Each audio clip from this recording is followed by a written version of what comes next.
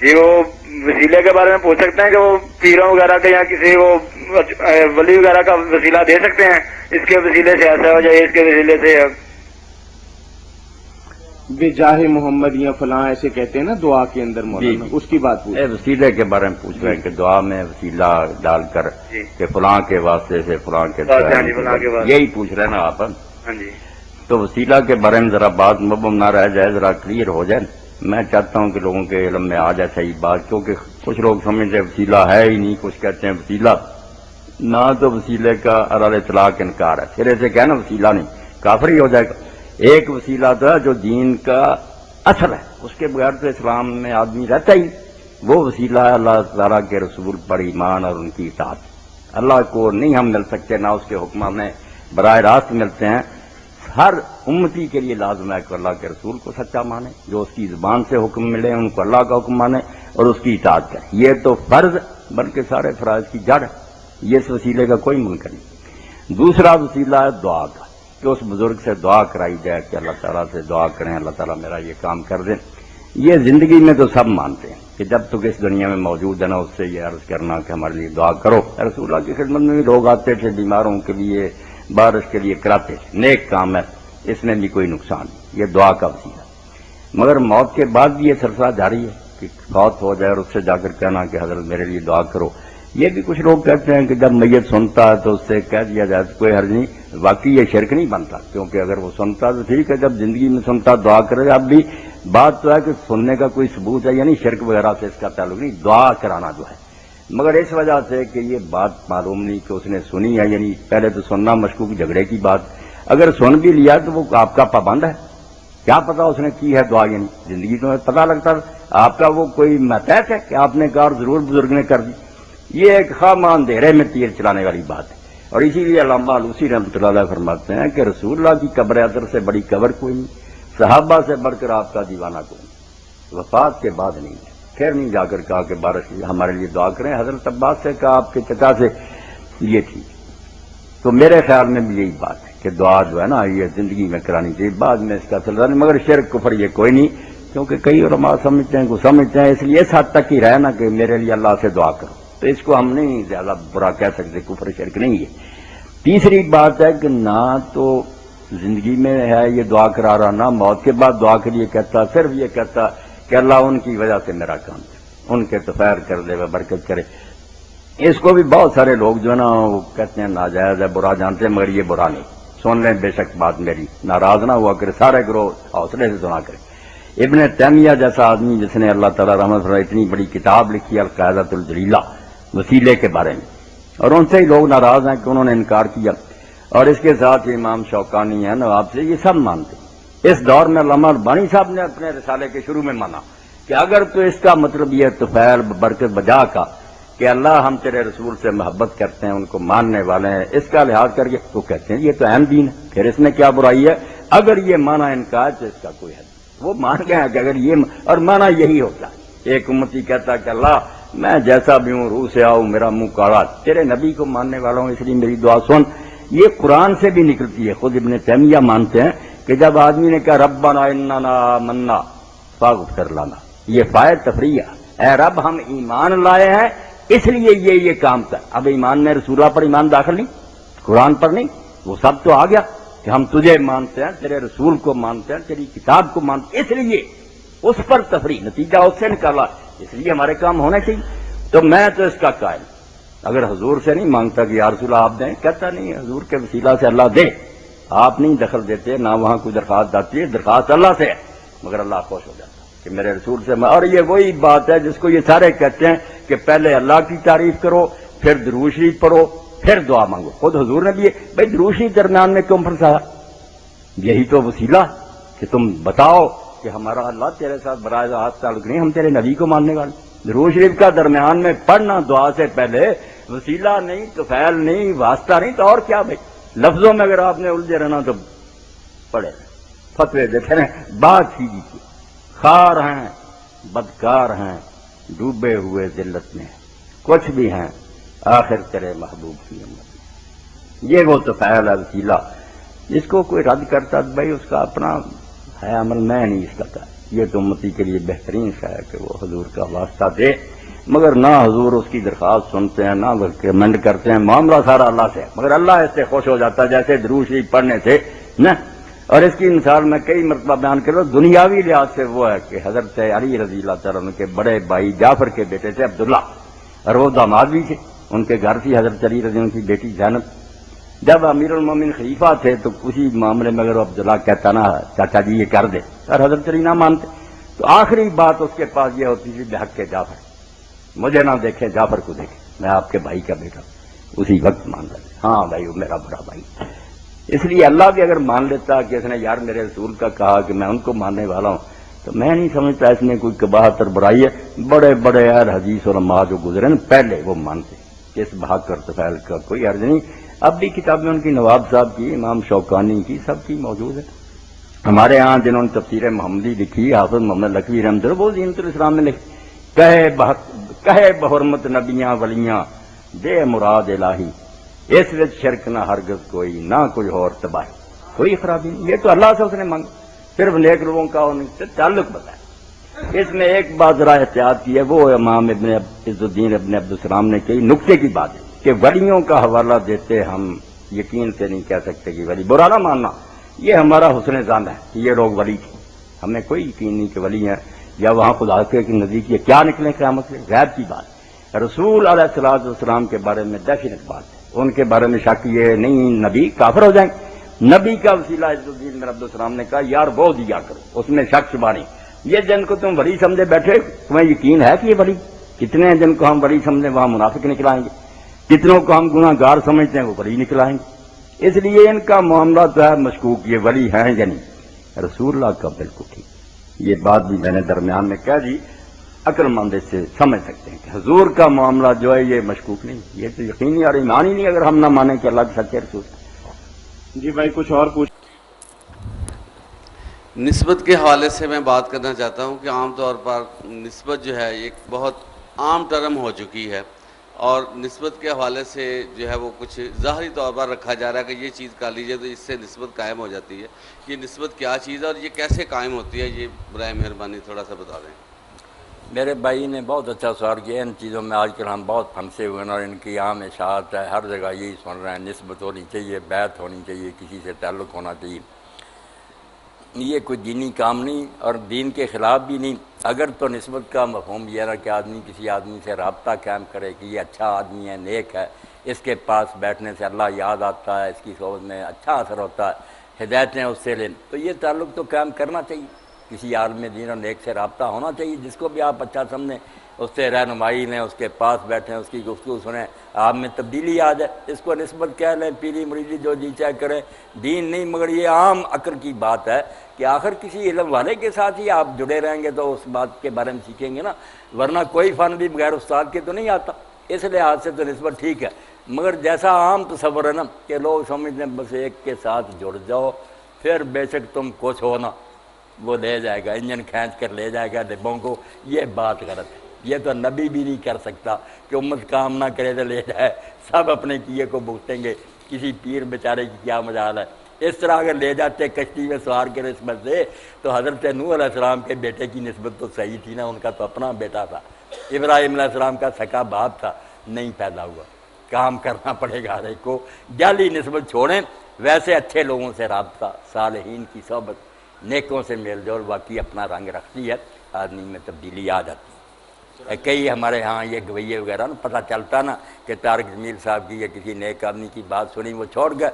Singer ہونے کی بھی بنوازی بہت اچھی بات، کسی نیک آدمی کی وساطت سے انہیں دین نصیب ہو گیا تو یہ درست ہے۔ یہ آپ کے خطبات جلد اول میں آپ نے لکھا ہے دعا کے بارے میں، دعا میں انبیاء اور بزرگوں کا واسطہ دیا جا سکتا ہے۔ اگر آپ بزرگوں کا واسطہ دیں گے کیا وحدانیت پہ زیادہ نہیں پڑے گی؟ بالکل میں یہی کہتا ہوں، میرا اس بارے میں نا عام جو ہے نا اہل حدیث آج کل کے، پہلے نہیں، پہلے جو تھے سارے واسطہ دیتے رہے، نواب صدیق حسن رحمۃ اللہ علیہ، شاہ ولی اللہ رحمۃ اللہ علیہ، سب مانتے تھے کہ یہ واسطے کی کوئی بات نہیں۔ اب کچھ تشدد کر رہے ہیں کہ نہیں ٹھیک نہیں۔ وحدانیت کو نقصان اس صورت میں پہنچتا اگر ہم ان سے مانگنا شروع کر دیں کہ یا رسول اللہ آپ کچھ دیں، یا کسی بزرگ سے کہیں آپ میرا یہ کام کریں، یہ وحدانیت کے خلاف ہے۔ اگر آپ اس سے کہتے ہیں کہ میرے لیے دعا کریں زندگی میں، یہ اس کو سب مانتے ہیں، اب وہ واسطہ ہی ہے نا کہ آپ نے ڈائریکٹ دعا نہیں کی، حضور سے کہا یا کسی اور نے ایک آدمی سے کہا میرے لیے دعا کرنے۔ اب توحید میں کیا خلل پڑا؟ توحید کے خلل کی بجائے پتہ چلا کہ یہ بھی میری طرح محتاج ہے، اگر دے سکتا تو میں ایسے کہتا دے نہیں سکتا، یہ بھی درخواست ہی کر سکتا، میری سفارش کر سکتا۔ اسی طرح یہ جو ہے نا کہ ہم واسطہ دیتے ہیں، اس میں دعا بھی نہیں کراتے کہ ہم کہیں کہ دعا کریں، اس کا تو موقع نہیں ہمارے سامنے، نہیں، یہ تعلق ظاہر کرتے ہیں۔ اس کے لیے آپ دیکھیں کہ سارے علماء مانتے ہیں کہ جب دعا کریں پہلے اللہ کی حمد کریں، پھر اللہ کے رسول پر درود بھیجیں، پھر دعا کریں۔ آپ کی بات جو ہے اس کا تو تقاضا کہ درود شریف درمیان میں کیوں پھنسا دیا گیا؟ اللہ کی حمد کرتے مانگ لیتے، یہ درود کیوں؟ یہی تو بتانے کے لیے ہے کہ اللہ سے تمہارا کوئی تعلق نہیں اگر تم رسول اللہ کو نہیں مانتے، تمہارا تعلق صرف رسول کی وساطت سے ہے۔ اس کا ذکر کرو گے تو دعا سنوں گا، ورنہ میں نہیں سنوں گا۔ حضور سے مانگیں یہ بھی گمراہی ہے، اور آپ کا ذکر حذف کرنا چاہے یہ بھی غلط بات۔ یہ ہونا چاہیے جیسے علامہ اقبال کہتے ہیں، اس کا توحید کسی سے کوئی ٹکراؤ نہیں۔ خار ہیں، بدکار ہیں، ڈوبے ہوئے ذلت میں ہیں، کچھ بھی ہے آخر تیرے محبوب کی امت۔ یہ اللہ سے واسطہ ہے، ترلا ہے کہ تیرے نبی کو مانتے، اس میں شرک کہاں سے آئے؟ یہ تو جیسے آپ درود کرتے ہیں نا، اب لفظی چکر ہے کہ درود پڑھواتے ہیں، بات یہی ہے کہ وہ واسطہ ہی ہے نا کہ حضور کا تعلق آپ پیش کر رہے ہیں کہ ہم ان کو مانتے ہیں۔ اور یہ واسطہ میرے بھائی اتنی اونچی چیز ہوتا کہ حضرت امیر المومنین علیہ السلام کا جب زمانہ حکومت تھا، ان کے بھتیجے تھے بڑے بھائی جعفر کے بیٹے عبداللہ، حبشہ میں پیدا ہوئے تھے، حضرت زینب کے خاوند تھے۔ کئی مرتبہ وہ چچا جی سے کہتے کہ یہ میرا کام کرے، آپ اگر نہ مانتے، آخری جو ہتھیار تھا ان کے پاس وہ پھر کہہ دیتے بحق جعفر، مجھے نہ دیکھیں اپنے بھائی جعفر کو دیکھیں، میں جعفر کا بیٹا ہوں۔ اسی وقت حضرت علی سر کہا ہاں بھائی تو نے میرے بڑے بھائی کا یار حوالہ دیا، ٹھیک ہے، میں اب ان کی روح کو کیسے ناراض کر سکتا ہوں؟ اس لیے اگر کوئی شخص یہ کہتا کہ میں اللہ تیرے حافظ محمد لکھوی اتنے بڑے حدیث عالم تھے، جی محمد الدین لکھوی وغیرہ انہیں کیا، وہ کہتے ہیں کہے بحرمت نبیاں ولیاں دے مراد الہی، اس میں شرک نہ ہرگز کوئی، نہ کچھ اور تباہی، کوئی خرابی نہیں اس میں، نہ کوئی شرک ہے۔ یہ تو محبت جب آپ کہتے ہیں کہ عمل کا واسطہ دے سکتا ہے، یہ سارے اہل حدیث مولوی کے عمل کا، بھائی آپ نے تھوڑی سی نماز پڑھی، میں نے نماز پڑھی، میرا بھائی سارے عملوں سے بڑا عمل جو ہے کہ اللہ کے رسول کو ماننا ہے، ان سے محبت کرنا، اس کا واسطہ نہیں دے سکتا۔ نمازوں روزوں کو روتے ہیں شاید وہ قبول بھی ہوں یا نہ، اور سب سے پہلے اگر کہیں کہ اللہ ہم جو کچھ میں ربنا آمنا فاغفر لنا ذنوبنا، یہ قرآن میں آتا ہے کہ اللہ ہم ایمان لائے ہیں اس لیے ہمارے گناہ بخش، آئے تفریح گناہ کیوں بخش، سفارش کیا، ایمان میں کیا، اللہ کو ماننا، اس کے رسول کو ماننا، اس کی سارے واسطے آ گئے، لفظ کا چکر نہ چلائیں، سب واسطے اس میں آ گئے کہ ہم ان سب چیزوں کو ماننے والے ہیں۔ ہماری دعا سن، جو مانگتے ہیں نا ان سے یہ بیوقوفی، ڈائریکٹ کہتے ہیں اللہ کے رسول دے، یہ نہیں۔ یہاں تو ایک میں بات کہوں گا، بظاہر وہ بڑی سخت معلوم ہوگی، مولوی محمد حسین صاحب سے جب ہم ملنے گئے شیعہ عالم میں، مگر موحد آدمی ہے، یہ بھی اس سے ناراض ہیں، کہتے نہیں یہ وہابیت پھیلا رہا۔ وہ غریب روتا ہے یار توحید ائمہ اہل بیت نے سکھائی، تم نے شرک شروع کر دیا، اور میں صحیح کہتا ہوں پڑھے لکھے سنتے ہیں اس میں۔ تو وہاں گئے مولوی صاحب تھے، اب وہاں سوال کیا ہے کہ عالم نے کہ جب قبر پر جائے اللہ کے رسول علیہ السلام کی قبر پاک پر یا ائمہ کی قبروں پر تو کیا کرے؟ انہوں نے بڑی ایک پتے کی بات کی، ہم راستے میں کہتے ہیں یار اخیر کر دیے، اس نے کہا وہاں کچھ دینے جانا ہے، لینے نہیں جانا، جو لینے جائے گا شرک میں ڈوب جائے گا۔ وہ لینے کا وقت گیا، جب زندہ تھے اس وقت دعائیں، اب دینے جانا کہ ان کے لیے بخشش مانگنی ہے، ان پر سلام کہنا، پتے کی بات، اللہ کے رسول نے جو کچھ سکھایا سلام سکھایا کہ ان پر سلام پڑھو، یہ کہیں نہیں سکھایا کہ ان سے دعائیں اب کراؤ۔ تو یہ واسطہ جو ہے نا اس کو آپ سمجھیں، یہ صرف اللہ کے رسول پر جو ہمارا ایمان ہے، حضور کی جو اطاعت کرتے ہیں، حضور سے جو محبت کرتے ہیں، لفظ چھوٹا سا ہوتا ہے وہ سب اس میں آ جاتا ہے۔ جب ہم کہتے ہیں اللہ کے رسول کے واسطے تو مطلب ہوتا ہے اللہ جس کو تو نے رسول بنا کر بھیجا ہم نے اس کو مانا ہے، اس کے فرما بردار ہیں، اس سے محبت کرتے ہیں، اس لیے ہماری دعا سن۔ اب یہ واسطہ کام نہیں دے گا تو اور واسطہ کون سا دے گا؟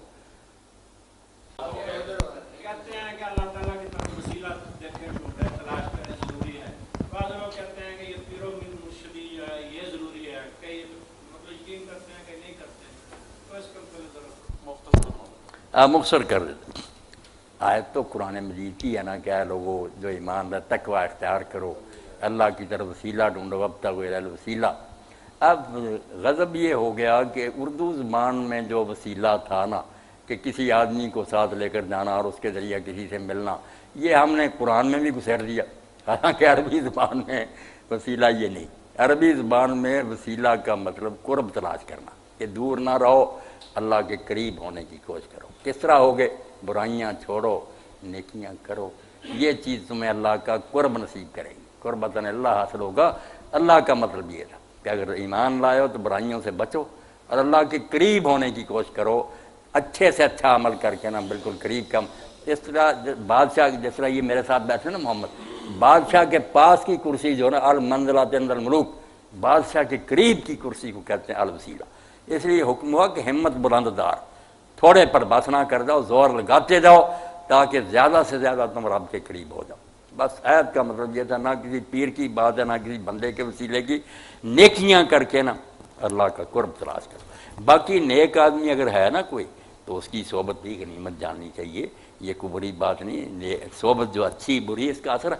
آپ اچھے آدمی کے پاس بیٹھیں گے جو خدا سے ڈرتا ہے، نیک ہے، بات کرتا، آپ پر بھی رنگ چڑھے گا۔ اس لیے ایسی پیری مریدی کو برا بھی نہیں کرنا چاہیے، مگر جب دیکھیں کہ پیر تو جو میں پہلے نماز پڑھا رہا تھا وہ بھی اس نے چھڑا دی کہ نماز کی کیا ضرورت ہے یار، تو یہ پیر تو نہ ہوا، شیطان ہوا نا۔ جو سچے پیر تھے نا ان کی بات سن لے، بات ہو رہی تھی اہل بیت کی، جب امام صادق علیہ السلام کی وفات ہوئی، ان کے ایک شاگرد تھے ابو بصیر، وہ اس وقت نہیں تھے، وہ بعد میں ان کی بیوی کے پاس آئے ام حمیدہ کے، تو ام حمیدہ نے کہا کہ ابو بصیر کاش تم اس وقت پاس ہوتے جب امام دنیا چھوڑ رہے تھے۔ تو ابو بصیر نے کہا کہ اماں امام نے کیا کہا؟ انہوں نے کہا بیٹا امام نے اس وقت فرمایا تھا کہ جو نماز نہ پڑھے اس کی تو بات ہی چھوڑو، من استخف بالصلاۃ لم تنلہ شفاعۃ، جس نے نماز کو معمولی کام سمجھا نا کہ چلو ہو جائے گا جب ہو جائے گا، اس کو بھی ہم اہل بیت کی شفاعت نصیب نہیں ہوگی۔ جس کو ذہن میں نا کہ سب سے مقدم جب وقت ہو گیا سب چھوڑو، نہ کوئی درس ہے نہ کوئی واعظ ہے، پہلے نماز آ گئی۔ ہاں کہا امام نے آخر وقت یہ بات کہی تھی کہ جو نماز کو معمولی کام سمجھے گا اس کو اہل بیت کی شفاعت نصیب نہیں ہوگی۔ اس لیے جو اصلی پیر تھے نا وہ تو کرتے تھے یہ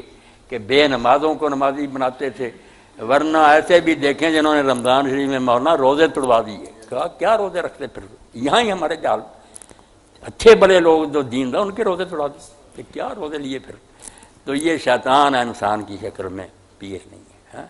مولانا صاحب سے پوچھنا ہے فتاوی آن لائن میں ہاں کہ مولانا صاحب ابھی کہا ہے کہ صرف اللہ سے مانگو، ہاں ٹھیک ہے، اللہ نے تو دینا ہی دینا ہے، تو اللہ نے وسیلہ نہیں بتایا؟ ٹھیک ہے مولانا وضاحت کرتے ہیں آپ کی بات، بہت اچھی بات آپ نے پوچھی ہے، بہت اچھی بات میری بہن آپ نے بالکل بتائیں گے مولانا، وسیلے والی بات بڑی وضاحت کے ساتھ بتائیں۔ بہت اچھا ہو گیا، یہ دعا کا موضوع چل رہا نا، بات میری بہن دعا کی ہو رہی ہے۔ ایک مانگنا تھا، میں کہتا ہوں کسی سے مجھے 10 روپے دو، کسی ملازم سے کہتا ہوں گلاس پانی کا لے آؤ، یہ وہ دعا نہیں جس کی بات ہو رہی ہے۔ آپ تو سمجھدار ہیں، دعا کا مرحلہ آتا ہے جب اسباب جو ہے نا وہ بالکل بیکار ہو جاتے ہیں، مخلوق کی حد سے وہ بات آگے نکل جاتی ہے، کوئی فرشتہ نبی وہ کام نہیں کر سکتا، وہ صرف اللہ کے کرنے کا۔ جو مخلوق کے کرنے کے نا کہ میں ڈاکٹر کے پاس جاتا ہوں، شرک نہیں ہے، وہ ہو سکتا میرے سے گھٹیا ہو، ہندو ہو، سکھ ہو، میں اس پر لعنت بھیجتا ہوں، میں کوئی اس کا ادب تعظیم نہیں کرتا، مگر یہ دنیا کے کام لے رہا ہے، اس کی بات نہیں میری بہن ہو رہی، بات دعا کی ہو رہی۔ اسی لیے میں نے کہا تھا دعا کا موضوع کھولنا۔ دعا کیا کہ جب آدمی سمجھے کہ اس کو کسی اسباب کی ضرورت نہیں، نہ دوائی کی، نہ پیسے کی، نہ روٹی کی، مخلوق کا حال یہ کہ اس کے پلے ہوگا تو دے گا، ورنہ نبی علیہ السلام بھی کہہ دیں گے لا اجد ما احملکم علیہ، میرے پاس تو سواری نہیں ہے، میں کہاں سوار کروں، یہ قرآن میں آتا ہے جب تبوک میں، اللہ نہیں کہے گا، اللہ نے صرف کون کہنا اور ہو جانا، یہ اختیار ہے جس کو دعا کہتے ہیں، کہ جب اللہ تعالیٰ کو سمجھے نا کہ اس کو کسی سامان کی ضرورت نہیں، یہ سمجھ کر آپ نے کسی ولی نبی سے مانگا تو میری بہن ایمان ہی گیا۔ اور سنا سرا چپ کریں، اور اگر صرف یہ سمجھتے رہیں تھوڑی سن لیں، چپ رہے پہلے رہے، اگر یہ سمجھیں کہ اللہ کے عاجز بندے ہیں، مخلوق ہے، ڈاکٹر کیا اور یہ امیر آدمی کیا، نبی ولی کیا، جو اللہ نے ان کے پاس ہے کچھ یہ دینے کی طاقت دی، وہ مانگ لینا بھی جائز ہے، وہ بھی دیتے ہیں، ثواب ہوتا ہے، مگر جو چیزیں نہیں نا ان کے پلے ہوتی، میں ایک شخص سے کہہ رہا ہوں مجھے روٹی دو، وہ کہتا میرے پاس سے سچ نہیں، پتہ چل گیا یہ خود محتاج ہے، اللہ نہیں کہے گا، اللہ نے تو جب کسی چیز کا ارادہ کرنا کون ہو جا، یہ تکوینی اختیار سمجھ کر نا رائی برابر بھی کہ اسباب کے بغیر صرف چاہنے سے اس کے ہو جائے گا، یہ شرک نبی کا معنی یہ نہیں سر، میں یہ کہہ رہی ہوں کہ ہم وسیلہ حضور کا نہیں دے سکتے کہ ان کے وسیلے سے ہماری دعا آپ کا سوال اب میری بہن دوسرا، یہ بہت اچھا۔ ایک ہے کہ کوئی کہے کہ رسول اللہ کو اللہ نے اختیار دے دیا آپ سے ہی مانگو، وہ غلط ہے، میں اس کا رد کر رہا ہوں۔ ایک آپ کہہ رہی ہیں کہ مانگنا اللہ سے ہی ہے، مگر واسطہ دینا ہے، یہ بتانا ہے کہ اللہ اپنے رسول کے طفیل، آپ کی برکت سے، آپ کے صدقے، آپ کے واسطے، اس میں کوئی حرج نہیں۔ یہ بالکل جو رشتہ ہے نا کہ ہم اللہ تعالیٰ سے کہتے ہیں کہ ہم جیسے بھی روح سے آئے منہ کالے ہیں مگر تیرے نبی کو ماننے والے ہیں، آپ کی امت ہیں، خار ہیں، بدکار ہیں، ڈوبے ہوئے ذلت میں ہیں، کچھ بھی ہیں، آخر تیرے محبوب کی امت،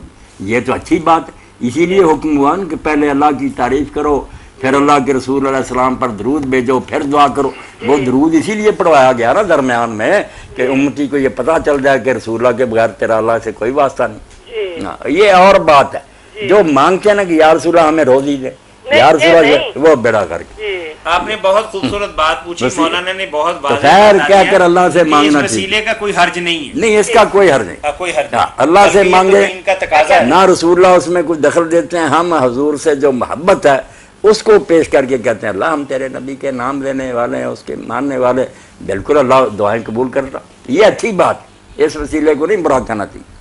جو مانگنے ہی لگ گئے نہ کہہ دیا کہ بس احد سے احمد اور احمد سے تجھ کو حاصل ہے سب کون مکون یا کا، کہ اللہ نے سارے اختیار کون مکون کار یا نہ کر رسول کو دے دیے، رسول نے غوث اعظم کو دے دیے، اب کیا خدا کی خدائی رہ گئی؟ خدا تو معطل ہو گیا، سارے اختیار جو دوسرے کو، یہ کفر ہے، شرک ہے، بالکل غلط بات ہے۔ اللہ نے اختیار اپنے پاس ہی رکھے، محتاج سمجھ کرنا کہ یہ بھی میری طرح بے بس بندہ ہے، اگر تھوڑی سی طاقت اس میں زیادہ تھی کہ اس سے کام لے لیں، ورنہ یہ نہیں کہ یہ جو چاہے کر سکتا، پھر کوئی بات نہیں، مخلوق ایک دوسرے سے یہ تعلق رکھ دیے، مانگتے ہیں۔ جب یہ مرحلہ آئے گا نا کہ بے شک اس کے پاس کچھ بھی نہ ہو مگر اس نے کہہ دینا ہو جانا، پھر آپ کافر ہو جائیں گے اگر اللہ کے سوا کسی کو مانا۔ یہ طاقت انما امرہ اذا اراد شیئا یقول له کون، بھائی کون، نون سے پہلے ہو جائے گی۔ اس لیے یہ مسئلہ جو اٹھتا رہتا ہے نا کہ لوگ چلاکی سے کہتے ہیں آپ بندوں سے بھی مانگتے ہیں، ڈاکٹروں کے پاس جاتے ہیں، عقل کے اندھ ہو، ہم ان کو محتاج سمجھتے ہیں، جب ان کے بس میں نہیں وہ ہاتھ جوڑ دیتے ہیں کہ ہمارے پاس دوائی نہیں۔ اللہ جو ہے کن اور ہو گیا، یہ اختیار مانے نا، تھوڑا سا بھی اللہ نے کسی کو الاٹ کر دیا شرک ہوگا۔ بات کوئی ہو رہی ہے دعا کی، آپ دنیا میں ایک دوسرے سے کوئی چیز مانگنے کی بات کر دیں، تو فعل کی کوئی بات نہیں، واسطے کی کوئی نہیں، یہ ٹھیک ہے۔